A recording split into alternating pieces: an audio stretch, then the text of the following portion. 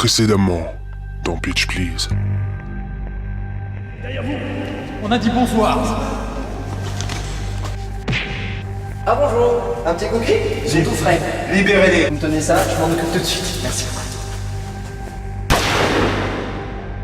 Vous avez battu mon premier lieutenant. Soit.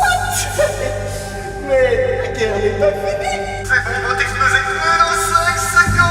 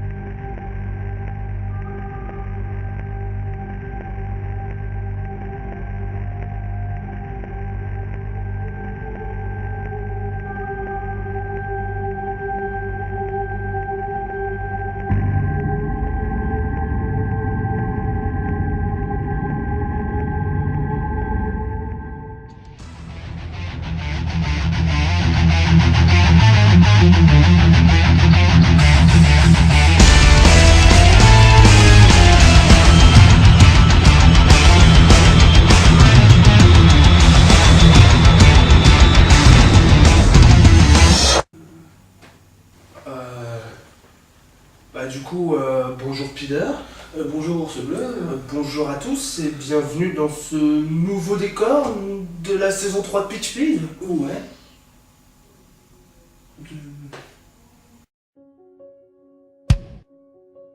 Alors cette semaine, moi je me suis pas du tout documenté sur Hunger Games, j'avais bien vu le premier épisode et donc je m'attendais à un film plutôt sympa comme le premier, peut-être un petit peu longué à des moments. Je pensais m'attendre à quelque chose de plutôt sympa, quoi, sans pour autant voir le film de l'année, quoi. Moi particulièrement, je m'étais documenté sur le film, j'avais regardé la bande-annonce, j'avais suivi un petit peu son livre dans la presse. Effectivement, je m'attendais à un film, voilà, c'est comme toutes les suites, tous les deuxièmes films, c'est supposé faire de la surenchère, lancer un peu plus, sachant que Jennifer Lawrence, c'est une actrice qui a vraiment explosé avec ces films-là. Josh Hutcherson aussi, puisqu'on l'avait déjà vu dans des films, bon voilà, mais c'était toujours des petits rôles, il n'avait jamais vraiment eu de rôle, même s'il avait des secondaires, ça reste un des rôles principaux. On pouvait s'attendre à une suite qui allait envoyer du steak, et au final, on verra ça tout à l'heure. Alors le scénario d'Hunger Games l'Embrassement se passe 1 an après le premier film. C'est-à-dire qu'ils ont eu une année en étant considérés comme les héros de leur district. En plus, il y a une petite révolution qui est en marche. Le scénario, il est plutôt crédible, enfin, il se déroule bien, il n'y a aucun problème de compréhension. Et c'est peut-être ça qu'on pourrait à la limite lui reprocher, parce que du coup, on s'attend trop à tout en fait. Tout est prévisible des kilomètres à la ronde. Et pour moi, c'est ça qui a un peu plombé le scénario. C'est vrai qu'après le scénario est un peu trop simple, je dirais pas simpliste, je dis juste simple. C'est-à-dire qu'il n'y a pas vraiment de rebondissement inattendu, voilà, mis à part qu'on a droit à un cliffhanger assez cool, mais vraiment en dernière partie de film, ce qui fait que tout le film se passe sur un ton assez monotone en fait, on n'a pas vraiment d'envie de se plonger dans l'univers, au final on se retrouve face à quelque chose de gris, et c'est pas très intéressant au final.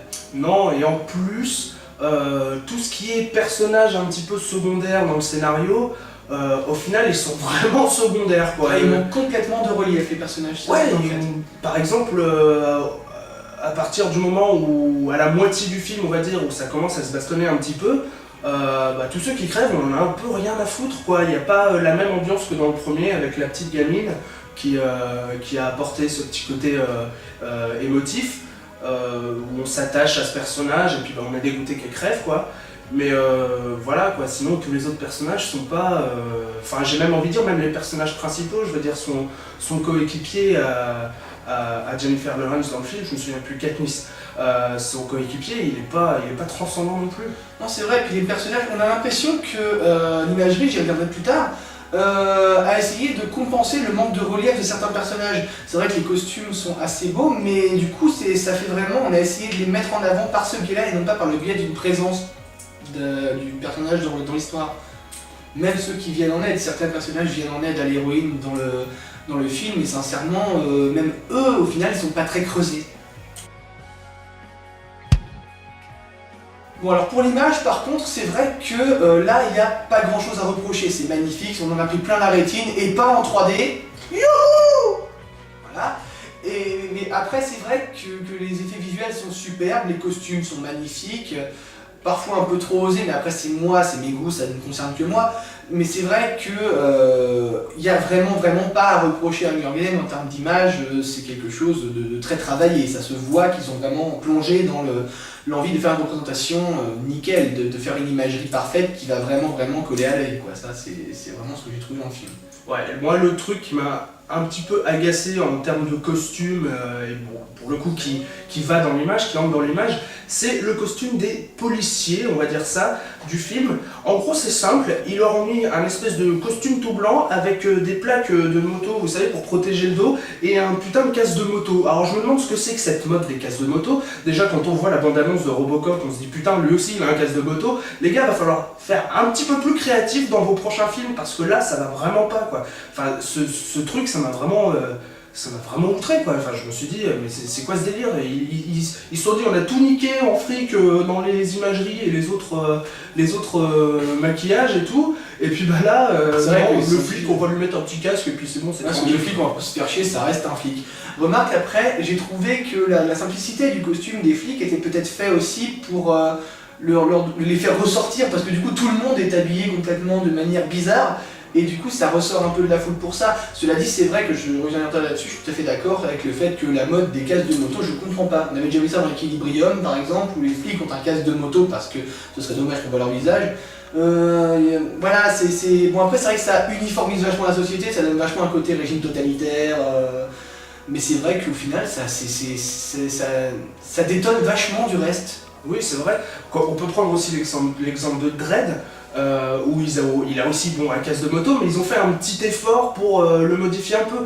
Là, dans Hunger Games, je vous assure, vous regarderez si vous n'avez pas vu le film encore, sur le côté des casques, on voit clairement le petit cercle qui correspond à la levée de la visière, quoi. Enfin, c'est quand même ouf, quoi.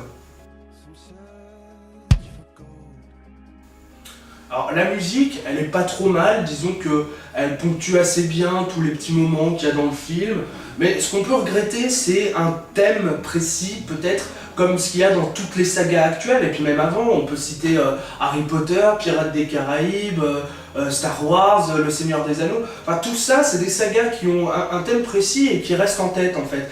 Et Hunger Games, je trouve qu'il manque cet aspect.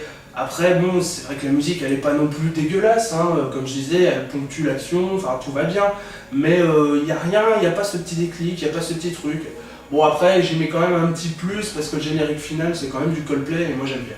Après, c'est vrai que la musique, c'est le grand point noir du film, c'est ce qui a été le moins travaillé, peut-être avec les personnages, mais comme une adaptation de roman, on peut pas vraiment le reprocher au film.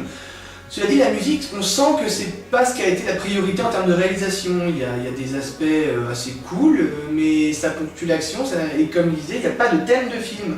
On en retrouverait par exemple dans Terminator, dans beaucoup de sagas, et du coup, c'est vrai que c'est dommage, parce qu'on dirait que Hunger Games, c'est une saga qui ne veut pas réellement en être une. Bon, c'est vrai qu'on n'a pas pu louper la publicité sur internet, dans la rue, si on ne voit pas une affiche, c'est qu'on est bigleux ou qu'on reste chez soi. Mais sur le principe, on a l'impression que c'est une saga qui ne veut pas en être une, parce que ça manque de personnalité en fait. Après, peut-être qu'il y a un thème, mais alors s'il y a un thème, il est tellement pas présent ou tellement pas... il met tellement pas d'impact dans les mémoires qu'on a vraiment l'impression qu'il y en a pas, s'il y en a un pour le coup. Alors au final, Hunger Games d'Embrasement est un film plutôt décevant, parce que effectivement il tient ses promesses, c'est une suite qui envoie du pâté, elle en rajoute un peu par rapport au premier, mais au final pas tant que ça, elle est pas beaucoup plus culottée que le premier, ça fait un petit peu la suite grise du grand frère déjà gris. Et le problème c'est que moi j'avais du mal à enlever de mon esprit l'image Battle Royale et fait à l'américaine avec un vrai budget et des acteurs qui coûtent cher. Et du sang. Et du sang, oui, mais voilà, le problème c'est que du coup, voilà, c'était pour moi un Battle Royale, mais version très très convenue. Vous savez, on reste dans les sentiers battus, il n'y aura pas de tripaille, il y aura même pas de sang. Enfin, bon, il y en a un petit peu, mais c'est vraiment pas dégueulasse, il n'y a pas de moment de gore. Et le problème, c'est que c'est un film qui se base sur des combats bestiaux pour survivre. Donc, a priori, c'est le genre de film où on pourrait s'attendre à voir du sang, mais le problème, c'est que c'est un film tout public. Donc, ils ont tapé sur quelque chose de très très très convenu, vraiment, des petites morts gentilles, voilà, c'est... Oh, il est disparu, bah c'est qu'il est mort, du coup. Mais vraiment, c'est vrai qu'il n'y a pas de... Enfin, ça manque de spectacle, et en fait, c'est un film, je trouve, qui est en manque d'identité, parce que, justement, il ne donne pas ce qu'on pourrait attendre d'un film comme ça. Ouais, moi je suis assez d'accord. En plus, bon, moi j'ai pas lu les bouquins, je pense que toi non plus. Donc voilà, on n'a pas de base. Donc déjà, c'était peut-être un point positif de notre part de ne pas avoir eu l'occasion de lire les bouquins, puisque du coup, on n'a rien sur quoi se baser. Donc pour les fans des bouquins, est-ce que le film est bon ou est-ce qu'il l'est pas, là-dessus, on peut pas trop vous dire. C'est à vous de vous faire votre jugement. Après, moi, j'ai eu des échos de gens qui ont lu le bouquin et tout ça, très positifs, qui me disaient que le film est bien. En plus, le deuxième bouquin sur toute la saga, c'est le meilleur, c'est là qu'il y a le plus d'action et tout. Enfin, franchement, la moitié du film, elle est longue, parce qu'il faut emmener jusqu'à l'action et c'est assez long, un peu comme le premier au final. Et après, toute la partie action, c'est vrai qu'elle est un peu décevante. Les idées sont bonnes, mais bon, c'est pas les idées du film, c'est les idées du bouquin, donc là, on rejoint le scénario, quoi. Les idées sont bonnes, mais voilà, après derrière, j'ai pas été si convaincu que ça par le film. Ça m'a pas spécialement donné envie de voir le troisième, et je crois qu'ils en font un quatrième, ils vont le diviser en 2 parties, c'est la grande mode si je me trompe pas. Et puis voilà, il n'y a rien qui m'a donné envie de voir la suite, ou même de revoir le premier, de les acheter en Blu-ray. Non, ça m'a pas spécialement donné envie. Après, c'est pas non plus le film médiocre de l'année, mais c'est loin d'être le film de l'année, ça je peux vous le garantir. Mais c'est vrai que comme ce que tu disais, si on t'a dit que le deuxième était celui où ça bougeait le plus, putain, le troisième va être chiant. Je veux dire, ouais, ça va être affreusement chiant. Parce que sincèrement, si le deuxième est le film qui bouge le plus, c'est quand même vachement léger comme action, c'est pas quelque chose d'extrêmement soutenu. Et j'en profite quand même ça pour parler d'un petit coup de gueule que je vais pousser là maintenant. C'est pour tous ceux qui vont dire, vous savez, l'adaptation, oui, mais il a pas fait ça comme ci, il a pas fait ça comme ça. Je fais partie de ceux qui défendent corps et âme la version série de Walking Dead par exemple, qui diverge complètement de la série bande dessinée. Mais du coup, je trouve ça intéressant que l'auteur ou le réalisateur décide de faire une version un peu différente, que ce soit un peu ou complètement, pour offrir à ceux qui ont lu l'histoire le plaisir aussi de redécouvrir une nouvelle version de l'histoire.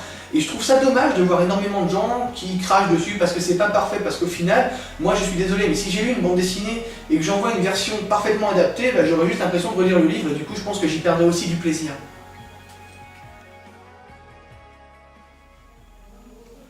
Eh bien, c'est fini, mes petits gamers et mes petites gameuses. Non, ça n'a rien à voir là, je crois que je me trompe d'émission, pardon. Tout ça pour dire merci de nous suivre, merci d'avoir regardé cette vidéo, merci de la partager si vous allez la partager, si c'est pas déjà fait, faites-le. Et en tout cas, si vous n'êtes pas abonné à la chaîne YouTube, c'est ici. Si vous voulez liker notre page Facebook, c'est dans la description sous la vidéo. Vous pouvez aussi partager la vidéo sur toutes les plateformes, les réseaux sociaux, comme vous voulez, également en dessous de la vidéo. Nous, on se dit à dans 2 semaines pour de nouvelles aventures, pour un nouveau film. On sait toujours pas lequel. Non, on sait toujours pas lequel. On vous expliquera peut-être un jour comment on fait. Peut-être une vidéo bonus, on verra. Ouais, on verra. Un jour où on aura 20 000 vues. Donc, c'est-à-dire dans 9 ans. Et en tout cas, merci encore et à dans 2 semaines.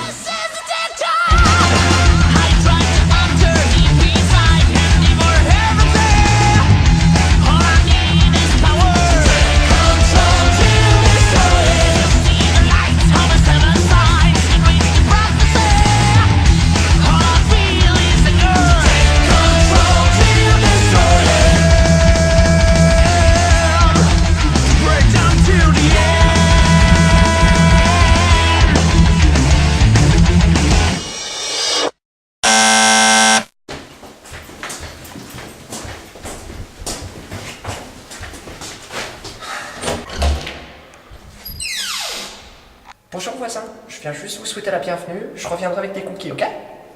Au revoir.